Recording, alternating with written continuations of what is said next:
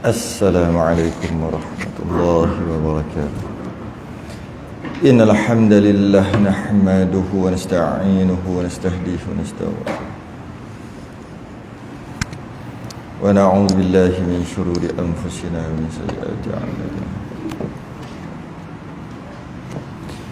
Man yahdihillahu fala mudilla lahu wa man yudlil fala hadiya lahu. Asyhadu an la ilaha illallah لا شريك له أشهد أن سيدنا محمدا عبده ورسوله اللهم صل وسلم وبارك على سيدنا محمد الفاتح لما أغلق والخاتم لما سبق ناصر الحق بالحق والهدي إلى صراطك المستقيم صلى الله عليه وعلى آله وأصحابه حق قدره ومقداره العظيم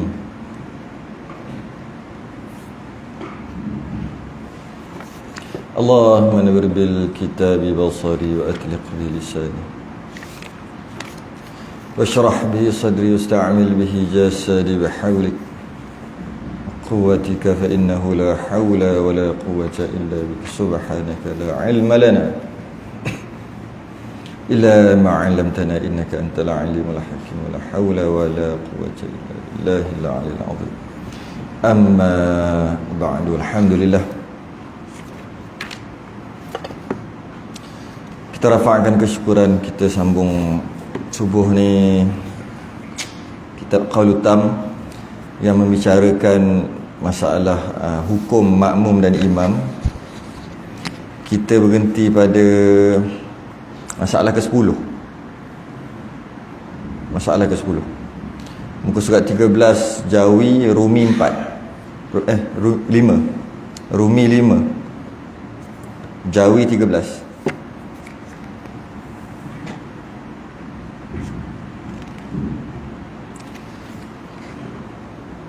Sebelum ni masalah yang ke-9 berkaitan dengan qasad, ta'arud dan ta'yin. Sebelum pada tu masalah bismillah ni, mengucapkan basmalah ataupun bismillahirrahmanirrahim bukan disunatkan pada semua keadaan, tidak. Yang sebelum pada tu imam menyuruh makmum membetulkan saf. Di situ. Untuk pagi ni nombor 10, masalah ke-10. Masalah ke-10. Qala al-mu'allif rahimahullahu ta'ala wa nafa'ana wa iyyakum bi'ulumihi fid darin amin ya rabbal alamin.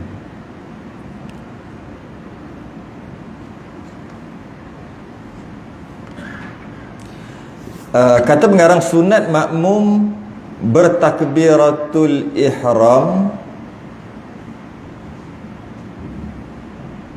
mengiringi takbiratul ihram imam. Ini rasanya banyak kali dah kita lalu pengajian ni daripada kitab-kitab yang lain. Disunatkan bagi makmum segera bertakbiratul ihram sebaik sahaja selesai imam mengangkat takbirnya. Jangan biar tunggu lama-lama. Segera imam takbiratul ihram, makmum pun terus takbiratul ihram. Sebab tu kata sebaik sahaja selesai. Sebaik sahaja selesai. Selesai imam takbiratul ihram, makmum jangan tunggu lama-lama. Terus takbiratul ihram untuk mendapat fadilat. Dia punya fadilat dia. Supaya ia mendapat fadilat takbiratul ihram. Boleh juga kita kata fadilat takbiratul ula. Takbiratul ihram, imam takbiratul ihram, makmum terus takbiratul ihram. Dia ada istilah dia. Istilah dia panggil takbiratul ula. iaitu segera lepas imam takbir makmum terus takbir. Dapatlah namanya takbiratul ula. Boleh juga kita guna ayat ini, iaitu imam takbiratul ihram, makmum terus takbiratul ihram. Tu. Kerana tersebut di dalam sebuah hadis, barang siapa yang menghadiri takbiratul ihram, menghadiri takbiratul ihram, itulah maksudnya. Imam takbir, makmum terus takbir. Siapa yang buat macam ni 40 pagi, subuh 40 kali. Jadi nak dapat yang ni, pertama kena sembahyang subuh berjemaah baru dapat.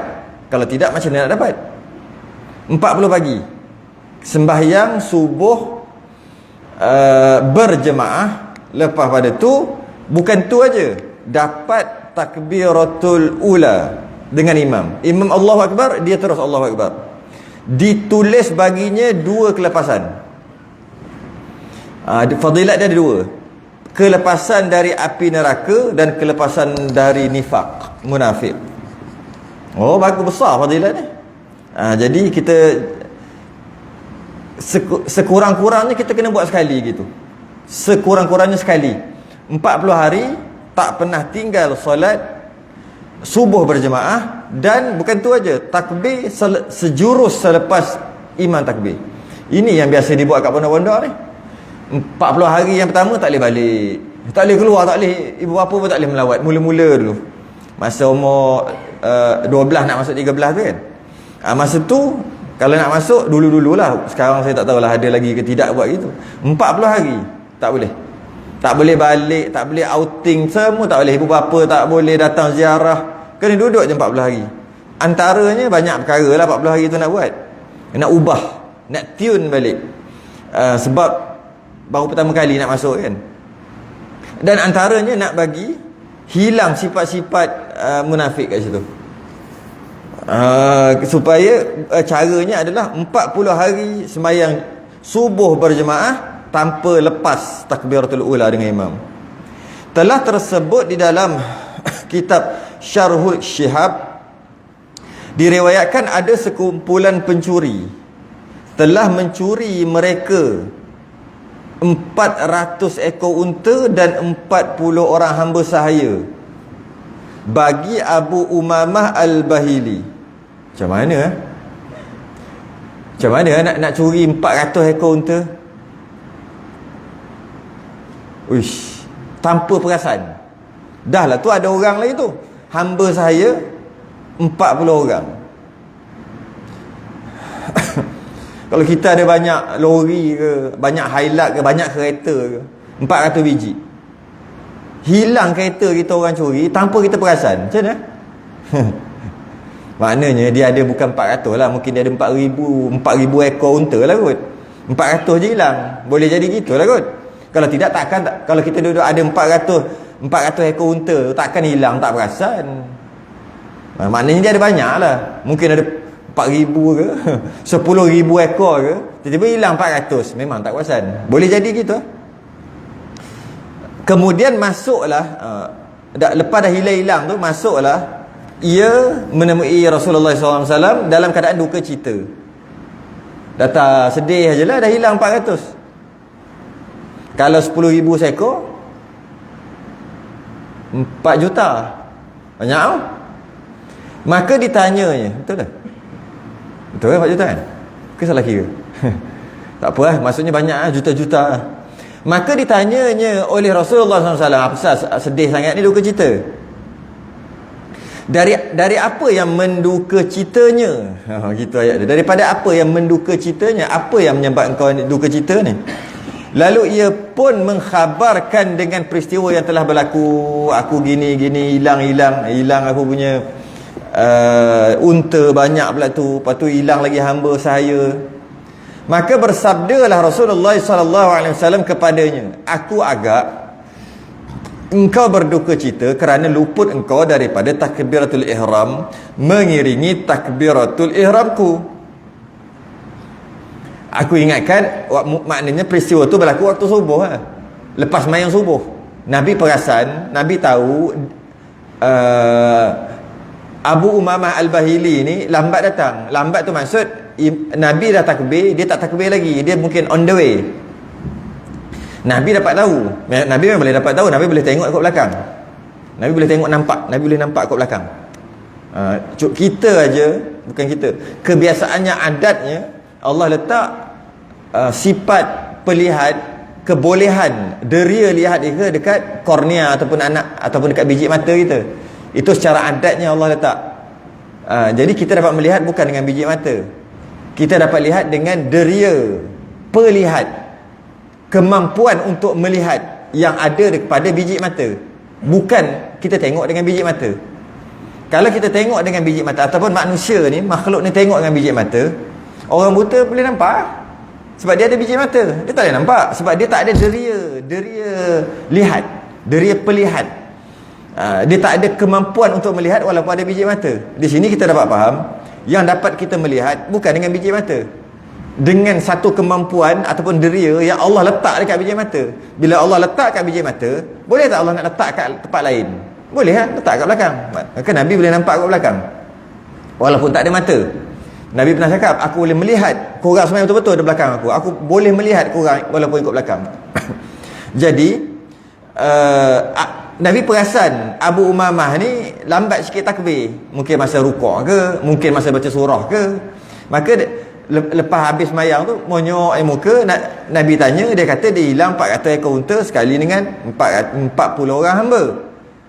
Nabi kata, aku ingatkan kau datang lambat, lepas tu kau sedih gini. Macam seolah-olah Nabi tak peduli dekat kehilangan tadi. Sebab tu saya kata mungkin dia ada 4,000 ke 10,000 ekor ke. Kalau dia ada banyak tu aja, takkanlah Nabi nak kata gitu kot. Hilang banyak harta tu. Jadi maknanya mungkin dia ada banyak lah. Mungkin berapa persen, 1, 2, 3, 4%, 10% je hilang daripada harta dia. Maka bila Nabi kata gitu, maka jawab Umamah, ya Rasulullah. Dia kata, ya juga. Ya juga. Keluputan takbiratul ihram itu bagi saya adalah lebih keras daripada kehilangan itu semua. Dia kata, betul lah, yang sedih tadi memang ada sedih sebab hilang harta. Tapi sebenarnya dia kata, aku lagi sedih, aku lambat masuk sembahyang. Engkau dah takbiratul ihram, aku masih lagi dalam perjalanan. Engkau baca surah baru aku masuk. Dia kata gitu. Yakni 400 ekor unta dan 40 orang hamba yang dicuri orang itu. Bahkan lebih keras, lebih besar daripada kehilangan unta sepenuh bumi ini. Nak bagi tahu, para sahabat dia memang dididik oleh Nabi haloba pada pahala, haloba pada untuk mendapatkan fadilat-fadilat. Malah 400 ekor unta yang hilang tu, dia sedih, tapi dia lagi sedih kalau tak dapat takbiratul ihram. Wa fi dzalika falyatanafasil mutanafisun. Berhaloba dalam nak cari fadilat, haloba itulah mereka. Jadi kita kena ambil manfaat lah. Kita kena ambil kena sedar supaya kita lebih mengejar fadilat-fadilat ni. Jangan kita buat lebih kurang. Kadang-kadang kita masbuk pun kita tak berapa rasa macam tak rasa sedih pun. Biarlah rasa sedih. Malah tok guru dia pesan, bukan dia pesan, dia bagi panduan supaya kalau katalah kita tertinggal satu rakaat, tertinggal satu takbiratul ihram, kita denda diri kita sendiri. Kita denda lah. Biar kita rasa berdosa bila tinggal satu rakaat ataupun tak dapat takbiratul ihram, kita denda. Mungkin permulaan ni boleh kita denda. Kalau tak dapat takbiratul ihram dengan imam, kita denda, masuk tabung RM5. Tentu lah. Kita duit aja nak denda apa lagi? Nak dengan sebab kita tak dapat takbiratul ihram, sembahyang duha 8 rakaat. Tak ada harapan kot. 2 rakaat pun tak ada harapan. Baik duit je lah. Kita ni kan mata duitan. Duit je lah. Ambil duit RM5. Okey tak ada RM2 sebab tak masbuk pun, cuma lambat sikit je, imam baca surah baru masuk. RM2. Kalau 1 rakaat masuk tabung RM10. 2 rakaat RM20. 3 rakaat RM3. Tak dapat langsung rakaat. Maksudnya 4 rakaat tak dapat. Tayat akhir baru kita sampai. Imam tayat akhir baru kita sampai. RM40. Langsung tak sembahyang jemaah, RM50. Kita denda diri kita. Barulah kita rasa lebih lebih semangat ataupun kekuatan kita untuk buat, sebab takut hilang duit. Kita kan duit sikit-sikit duit kan, duit. Dan dengan kita denda gitu dapat pahala lagi, pahala sedekah. Sambil-sambil denda, sambil-sambil kita nak tiru para sahabat macam tadi ni. 400 ekor unta, 400 ekor unta berapa juta lah tu, hilang berapa juta. Tapi itulah, bukan hilang yang itu je ada. Kalau itu je ada, letih juga. Ada lagi yang lain, cuma hilang banyak tu. Telah menyebut pengarang Kitabul Minhaj, sesungguhnya mendapat fadilat takbiratul ihram itu hanya dengan mengangkat takbiratul ihram itu mengiringi takbiratul ihram. Oh, ni keras sikitlah pendapat ni. Dia kata syarat untuk dapat takbiratul ula tadi, fadilat tadi, mesti imam Allahu Akbar ra je, makmum a. Tak boleh kalau imam Allahu Akbar, makmum tak angkat lagi. Belum. Baru angkat, tak dapat lah. Berapa saat lebih kurang lah tu saya buat. Imam Allahu Akbar, makmum belum. Okey, baru takbir, tak dapat lah. Tu maksud dia tu. Pengarang kitab Minhaj, dia kata nak dapat imam Allahu Akbar, makmum terus Allahu Akbar. Terus tu dalam kadar tadi berapa lebih kurang 5 saat ke. Nampak macam canggung dah, nampak macam pelik, bukan nampak macam tu kan. Tu tengok Allahu Akbar, makmum pun Allahu Akbar, kan tak nampak macam apa, nampak macam okey. Allahu Akbar, Allahu Akbar, kan okey lagi. Kan kalau macam ni nampak macam Allahu Akbar imam, nampak macam apa salah tak takbir gini apa hal? Macam bila canggung gitu, habis. Canggung dia panggil. Dah habis dah. Dah macam apa hal tak takbir lagi? Kenapa lambat ni? Dia dah jadi macam tu. Jadi jika ada perasaan macam tu lebih kurang 5 saat, itu pun saya yang letak 5 saat tu, maka tak dapat dah. Itu kata pengarang Kitabul Minhaj. Sedangkan itu pendapat yang agak ketat lah. Pendapat muktamadnya bukan gitu. Pendapat muktamadnya ketika imam takbir, makmum hadir. Tu nak pertama, hadir. Maksudnya dah ada di situ. Di situ tu dia soft. Itu syarat pertama. Walaupun lepas imam takbir dia tak takbir, tak apa. Cuma dia hadir, dia ada. Dia bukan absent. Dia bukan tak ada di situ. Dia ada di luar. Tu tak kira. Dia kena ada di situ. Dan dia juga bukan dalam perjalanan, on the way, bukan juga. Kalau dia ada di situ, imam takbir, dia ada di situ, tapi dia belum takbir lagi, masih lagi tak boleh kita kata dia tak dapat. Belum tahu lagi. Maknanya kemungkinan dia boleh dapat walaupun dia tak takbir, sebab dia ada. Habis kenapa tak takbir? Adalah sebab-sebab tertentu, ya. Yang kedua, syarat yang kedua, segera tu bermaksud apa sahaja yang berkaitan dengan sembahyang dia buat, dia tak kira lambat. Contohnya dia usalli, lama juga usalli tu. Usalli fardhu subhi rak'ataini ma'muman adaan lillahi ta'ala. Kan agak makan masa panjang tu. Lepas tu pula Allah, itu silap-silap mau 5 saat. Tetap juga dia kira dapat juga, sebab yang dia buat tu adalah berkaitan dengan sembahyang. Dapat juga takbiratul ula. Ataupun mungkin dia fokus iman Allahu Akbar, dia sebab macam-macam dalam kepala ni, dia pun nak fokus ni. Kan dia silap makan masa 5 saat. Kalau kita tadi 5 saat tak dapat dah. Boleh juga. Boleh dengan maksud dapat juga takbiratul ula. Sebab apa yang dia buat tu berkaitan dengan sembahyang. Macam itulah. Tiba-tiba masa dia nak sembahyang, nak takbir je, angin kuat, sejadah dia melipat. Gitu buatlah masalah. Sejadah tu kan dia kena mengena dengan sembahyang. Maka dia pun nak letak sejadah, letak kat sini, angin kuat letak balik. Sekali bangun-bangun dah 5 nasan. Imam dah nak baca Fatihah lah. Itu lambat sangat sebab ramai kan. Dah katalah lebih dah 5 saat. Kalau nak kira tak dapat dah. Dapat juga sebab dia ada kena mengena dengan sembahyang. Gitu. Tapi kalau dia jawab, ambil telefon, letak kat bawah, ambil kunci, tak kira tu.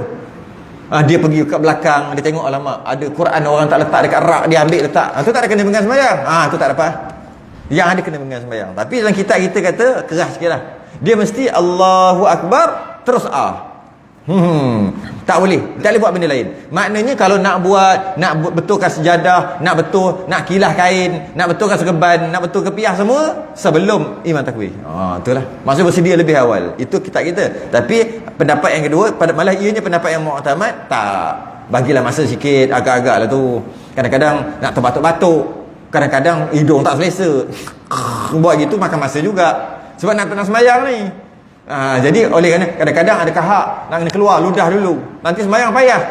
Semua dapat mengikut pendapat mu'tamad. Dapat sebab dia ada kena-mengena dengan sembahyang. Habis. Yang ke-10. Masuk kita yang ke-11. Hukum makmum was-was pada bacaan Fatihah. Jika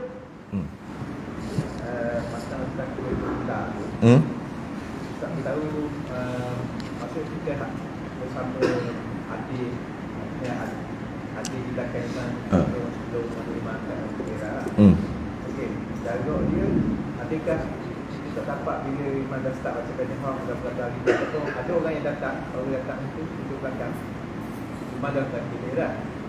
Dia duduk belakang tu apa ni dia masuk dia kejap yang tak baca imam baca Fatihah. Adakah dia dapat imam? Fatihah dia bukan tengok kat Fatihah, tapi bolehlah kita secara adatnya boleh. Tapi hukumnya bukan kita tengok kat Fatihah imam, bukan tengok kat Fatihah imam. Cuma itu adat, lagi saya bincang pada tu. Dia tengok pada takbir. Allah, alif lam lam ha, alif kaf ba ra. Allahu akbar, ra imam. Bukan tengok kat Fatihah. Tapi kan biasanya imam baca doa iftitah dulu, baca pula yang panjang, yang penuh, Allah berkabir wajah tu sampai habis. Jadi lama, kemudian baru baca Fatihah. Jadi kalau ikut adatnya, kalau imam dah baca Fatihah tu, dia baru takbir, tak dapat lah. Itu adatnya, tapi bukan tengok Fatihah, adatnya. Mana tahu ada imam gini, Allahu akbar, a'udzubillahi minasyaitanirrajim, bismillahirrahmanirrahim, kau baca, boleh jadi. Kalau macam tu dia bawa Allahu akbar, itu dapat. Itu dapat. Sebab kata kalau imam dah baca Fatihah tak dapat. Adatnya kalau imam baca doa iftitah, imam siap tunggu lagi, lama lagi, makan masa silap seminit nak baca Fatihah. Tiba-tiba imam baca bismillah, dia takbir. Memang tak dapat lah. Tak dapat adatnya. Tapi kalau betul-betul nak kata Fatihah adalah penanda aras, kalau imam dah bismillah nak baca Fatihah, makmum tak dapat. Tak gitu. Adatnya gitu. Entah mana tahu, ada imam yang tak baca doa iftitah, ada. Malah pada mungkin mazhab atau mungkin pendapatnya kata tak sunat, ada. Jadi dia pun Allahu akbar, terus dia baca a'udzubillahi minasyaitanir rajim, slow-slow, betul, bismillahirrahmanirrahim.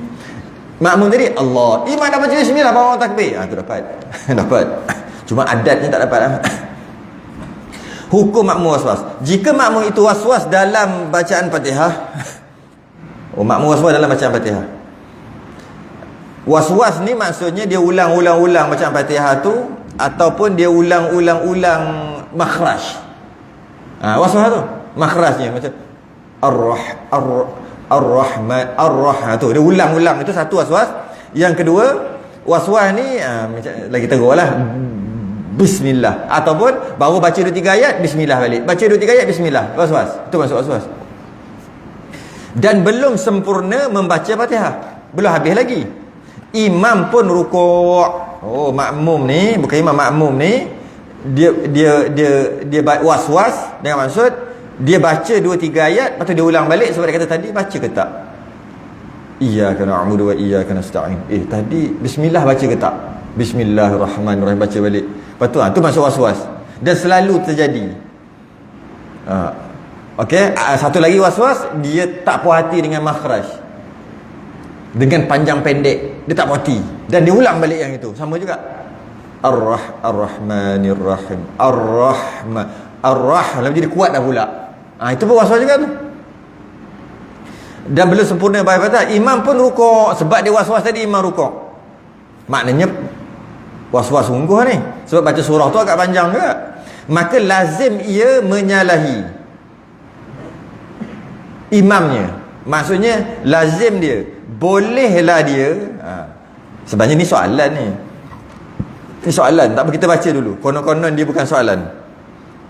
Maka bolehlah ia ketinggalan daripada imam. Maksudnya imam rukuk, imam i'tidal, imam sujud, biarkan, aku nak habiskan Fatihah juga. Yang was-was tadi. Ini bukan jawapan belum jawapan lagi ni. Kerana menghabiskan Fatihahnya, sebab dia kena habiskan Fatihah, maka imam biar dia sampai mana? Sampai 3 rukun panjang. Imam rukuk i'tidal, biarkan, sebab aku nak habiskan Fatihah. Kenapa lambat sangat ni? Kerana was-was. Habiskan, okay? Dan berkata pengarang Kitabul Jawahir, telah berkata Al-Imam Nawawi, dan adalah lazim menyalahi makmum dan imam itu dengan kerana uzur, bukan kerana was-was. Rupanya tak boleh. Itulah. Tak boleh. Yang kata boleh, biarlah imam rukuk i'tidal sujud, makmum tadi yang was-was tadi tak boleh menyalahi imam lebih 3 rukun panjang. Dia tak tulis 3 rukun panjang kat sini, tapi maksud dia itu. Okey. Dan aku dapati ada sebahagian ulama mutaakhirin berkata bahawa menyalahi makmum dengan imamnya dengan demikian itu ialah menyalahi tanpa uzur. Dia kata ada kitab-kitab yang salah tulis. Dia tak setuju. Dia dalam kitab-kitab lain dia kata bukan kitab lain, ada sebahagian kitab, sebahagian kecil je, tulis jika makmum tu was-was, maka dia kena habiskan Fatihah, imam rukuk i'tidal sujud, biarkan, dan dia maaf 3 rukun panjang. Maksud 3 rukun panjang sampai imam sujud yang kedua, dia kena habiskan Fatihah, makmum was-was tadi, dan dia kena rukuk sebelum imam angkat daripada kepala dia daripada sujud yang kedua. Itu dalam beberapa kitab. Kitab pula kitab mutaakhir, kitab-kitab baru, dia kata tak gitu. Tak boleh. Yang boleh uzur. Maksudnya dia bukan was-was, dia uzur. Was-was tu tak termasuk dalam uzur. Dia mungkin terlupa. Dia dengar je imam baca surah. Dengar je. Lepas tu imam dah hampir-hampir nak habis surah. Alamak, lupa baca Fatihah makmum tadi. Dia pun bismillahirrahmanirrahim, alhamdulillahirabbil alamin, Allahu akbar. Uzur sebab terlupa. Tapi was-was bukan. Was-was ni penyakit ikut setan. Setan dia cakap dia follow. Tak tadi tak makhraj tak apa betul. Tadi macam tak baca ayat. Tadi duduk selalu gitu. Jadi penyakit ni tak dimaafkan 3 rukun panjang. Dia hanya dimaafkan 2 rukun aja. Dengan maksud imam rukuk dia kena habiskan Fatihah, makmum was-was tadi, imam i'tidal dia kena habiskan dah. Imam turun untuk sujud, makmum tadi kena mufaraqah ataupun dia batal. Kalau dia tak mufaraqah, dia batal. Sebab makmum tadi tu uzur tu was-was. Was-was tak termasuk dalam uzur. Was-was tidak termasuk dalam uzur. Yang uzur yang lain. Selain daripada tu. Itu yang uzur. Itu dia kata sebahagian kitab dia kata was-was pun uzur juga, dimaafkan 3 rukun panjang sampai sujud yang kedua pun tak ada masalah. Salah dia kata gitu. Dan apa yang dinakalkan daripada sebahagian ulama mutaakhirin itu ialah seperti mana yang aku lihat dalam Syarhul Muhazzab pada nasakh yang mu'tamad, maka bahawasanya berkata ia, dan daripada adalah makmum itu lambat bacaannya kerana lemah lidahnya, berat lidah, gagap. Itu orang uzur. Gagap memang jenis cakap gagap. Bismillah. Kalau dia cakap kat luar pun macam tu. Jom. Macam tu dia cakap gitu. Dalam sembahyang pun dia gitu juga. Maka dengan sebab kelambatan dia tadi, dia panggil berat lidah. Lambat lidah tu nak pergi. Otak dah pergi dah. Otak dah pergi dah. Masa otak dah cakap dah. Syuk kat mulut. Mulut lambat lagi. Tak lagi. Berat. Memang mungkin kecacatan. Mungkin memang gitulah. Kalau macam tu uzur betul. Yang itu dimaafkan 3 rukun panjang. Itu baru betul.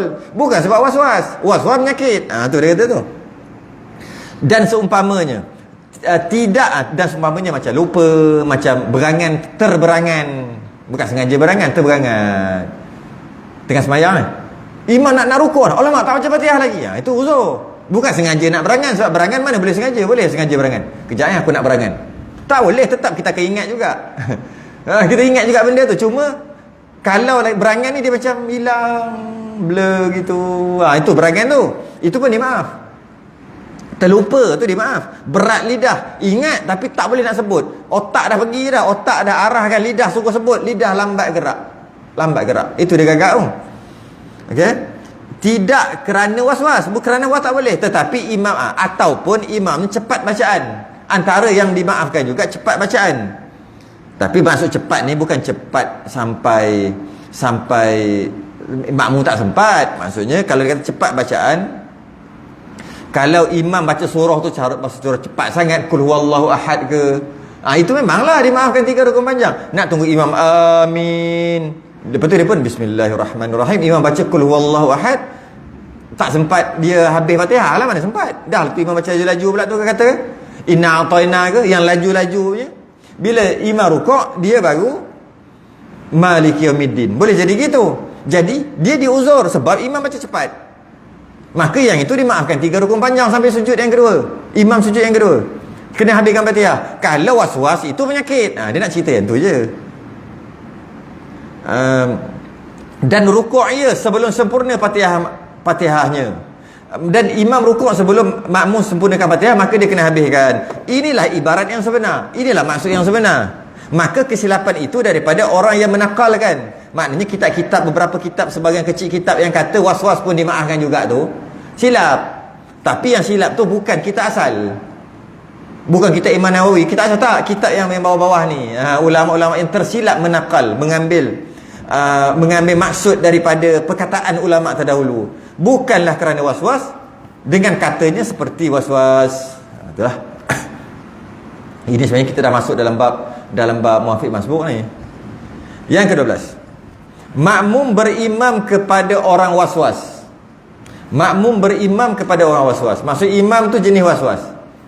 Sekali-sekala tak ada masalah. Sekali-sekali lupa menandakan imam itu manusia. Macam tadi. Perasan tak tadi? Kau tak perasan? Perasan?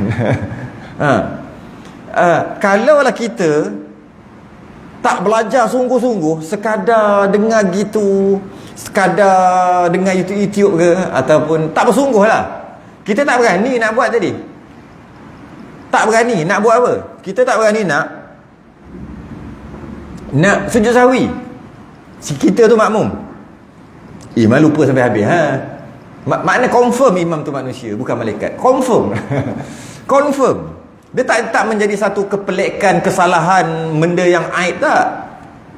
Masalah ni kalau was-was, asyik-asyik lupa tu lah masalah. Tapi kalau orang yang tak mengaji sungguh-sungguh, menghadap sungguh, soal jawab, tak berani nak buat tadi. Tak berani. Nak buat apa? Sujud sahwi. Sebaik sunat je, semua sah. Iaitu empat keadaan sunat yang imam dan makmum ni. Perbezaan imam dan makmum. 4. Kita pernah masuk perkara ni masa munatul musalli. Yang mesti ikut imam. Imam buat, makmum buat, imam tinggal, makmum tinggal. Sujud tilawah. Biasa pagi Jumaat lah. Biasanya, tapi tak semestinya pagi Jumaat. Imam sujud je, lepas baca innama yu'minu bi ayatina alladhina idza dzukiru biha kharu sujada wa sabbahu bihamdi rabbihim, makmum standby dah. Wa hum la yastakbirun. Pakai standby. Imam duk bodoh. Tatajafa junubuhum 'anil madha. Okey, makmum yang mana? Pemalas imam ni, tak nak sujud. Dia sujud, batal makmum. Tak boleh ikut. Sebab imam tak buat. Kalau imam buat, Allahu Akbar, sajada wajhiya lilladzi khalaqahu, sampai habis imam baca, makmum tadi, oh terlebih rajin pula. Contoh lah, malah aku sunat je pun batal makmum. Jadi maknanya sujud tilawah, imam buat, makmum mesti buat. Makmum tak buat, batal. Imam tak buat, makmum mesti tak buat juga. Makmum buat, batal. Itu paling keras, paling ketat sekali. Walaupun dia sunat, dia macam rukun dah pula. Kan dia macam rukun. Imam rukuk, makmum mesti rukuk. Imam tak rukuk, makmum mesti rukuk juga. Mana boleh tak rukuk? Kata lagi tu kan. Itu paling keras, macam rukun, tapi dia sunat. Yang kedua, tahiyat awal. Imam buat, makmum boleh tak nak buat? Imam tahiyat awal, makmum kata malah, dia bangun rakaat ketiga, tunggu ke atas. Tapi rugi ya. Tapi boleh, tak batal. Imam buat, makmum tak nak buat. Kerana apa? Kerana nak buat masalah je. Nak buat masalah je. Malah aku tahiyat awal, terus bangun. Tak rakaat ketiga, tunggu imam kat situ. Imam habis tahiyat awal, bangun. Sah makmum. Sebab imam imam buat tahiyat awal, makmum boleh kalau tak nak buat. Tapi kalau imam buat, makmum boleh kalau tak nak buat.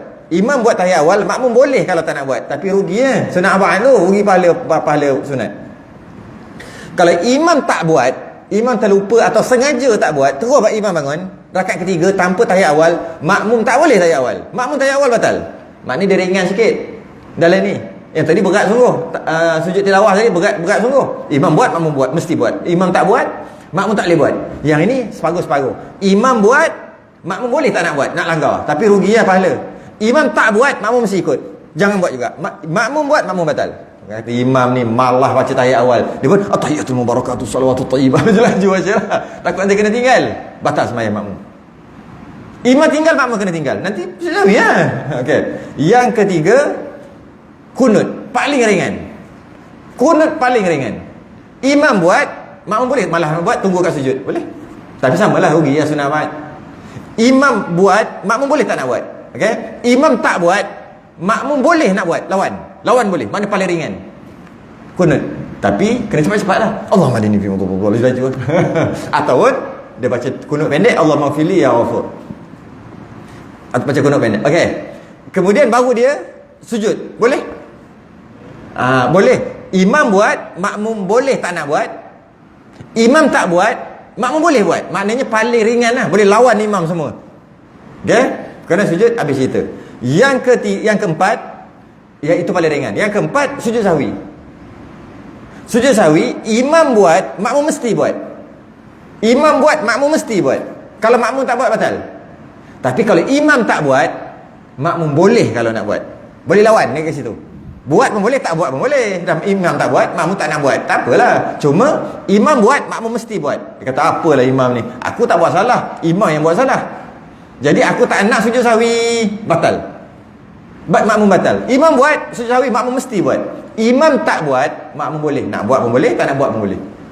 Tapi dengan syarat, tunggu imam salam dululah. Imam salam baru makmum buat. Okey.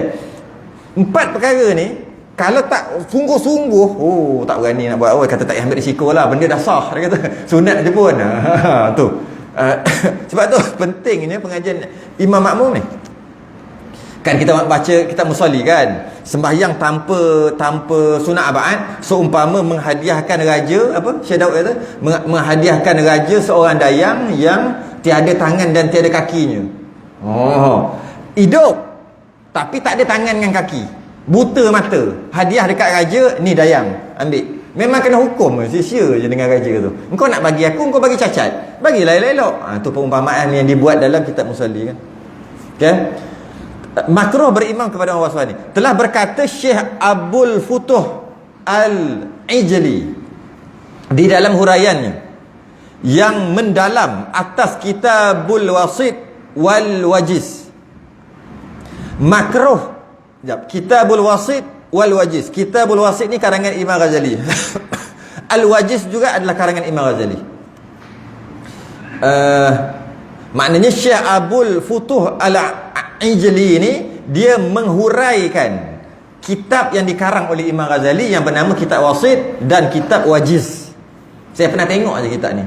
Belek gitu aja. Ngaji tak pernah. Kitab lain macam kitab ni. Tebal. Makruh hukumnya sembahyang di belakang. Makruh hukumnya sembahyang di belakang. Makruh jadi makmum lah. Orang yang was-was, makruh. Makmum tadi makruh. Imam tu memang masalah, dah was-was. Kerana syak ia pada perbuatan dirinya. Kerana imam tu sendiri macam-macam duduk syak, duduk 50-50, duduk was-was. Dan jika, jadi oleh kerana itu menyebabkan gangguan kepada makmum. Bila imam was-was, imam duduk membetulkan makhraj ketika baca Fatihah, duduk membetulkan makhraj ketika baca surah, duduk ulang sebab was-was. Sebab tu kalau kita lupa baca surah, terlupa, was-was lah tu. Pergi sekali, tak boleh, undur balik. Pergi 2 kali, tak boleh, undur balik. 3 kali tak boleh, rukuk lah. Rukuk. Tak payah baca surah lain pun tak payah. Kan kata dia baca surah, dia pun lupa. Apa-apalah, lupa. Kita kalau boleh undur dulu. Kalau tak boleh undur, benang kejap, fikir je. Tak jumpa lagi, tak cari punca lagi, tak dapat lagi. Rukuk je lah. Agak-agak apa? 5 saat kot. Kalau kita nampak punca dia, kita undur. Pergi balik, lekat balik. Sekali lagi, undur balik, kali ketiga. Pergi balik, tak boleh dah. Dah. Makmum jadi serabut dah.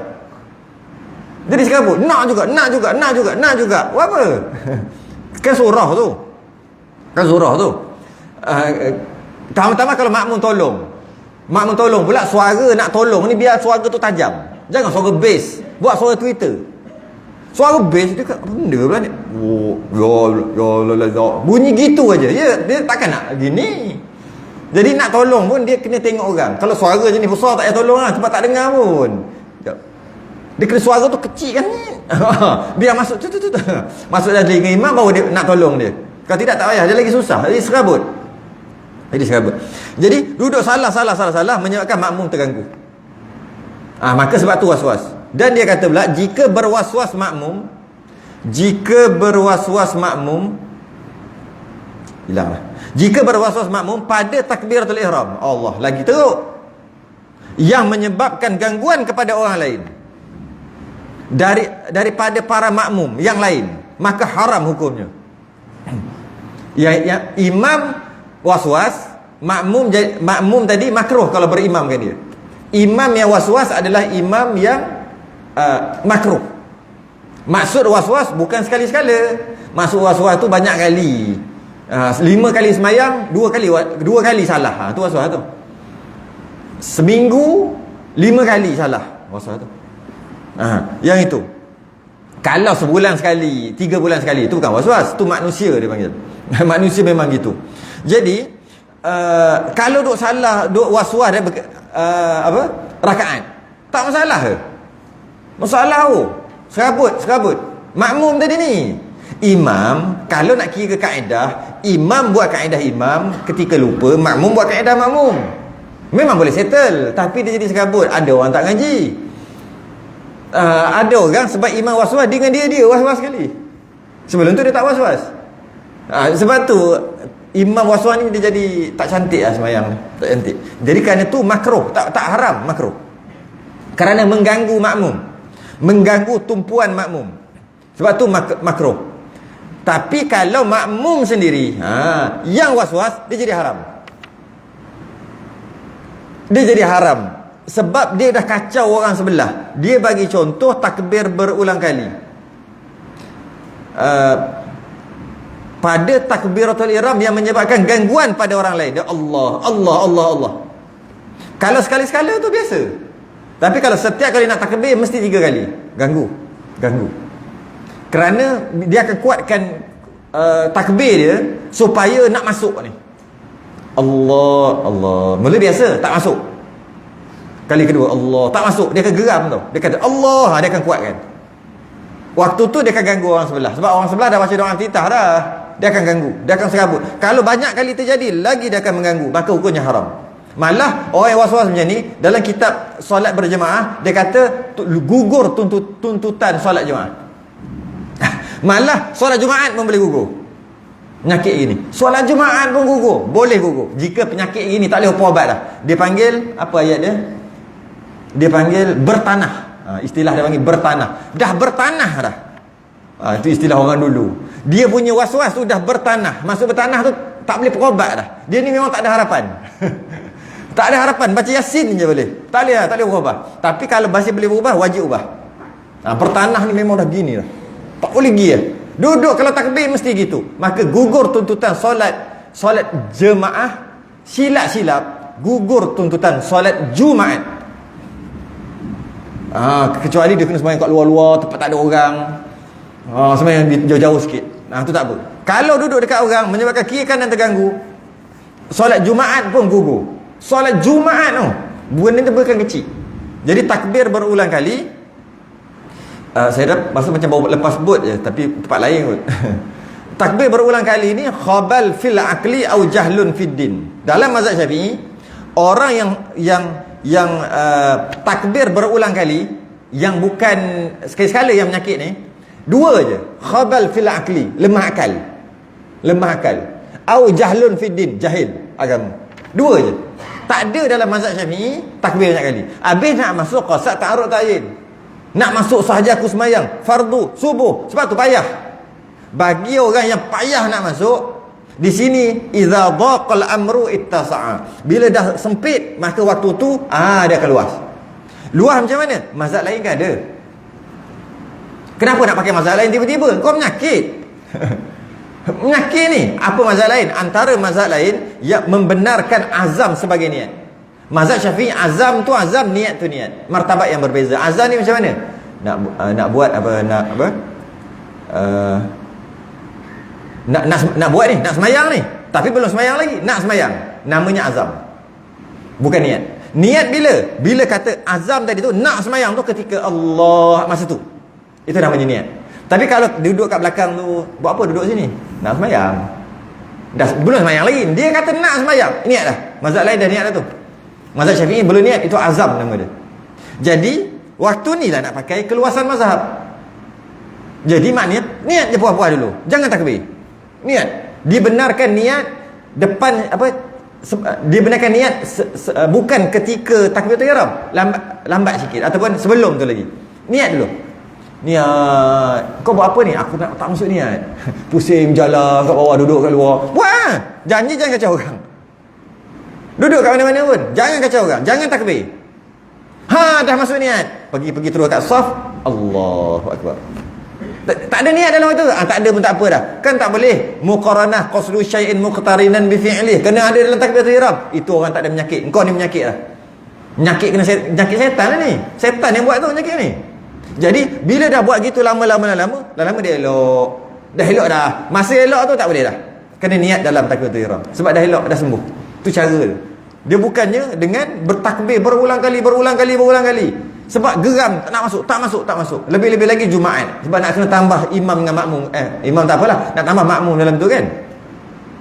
Bukan qasak ta'arud ta'yin aja, tambah makmum lagi kat situ. Dah lah qasak ta'arud ta'yin pun tak berapa nak dapat masuk.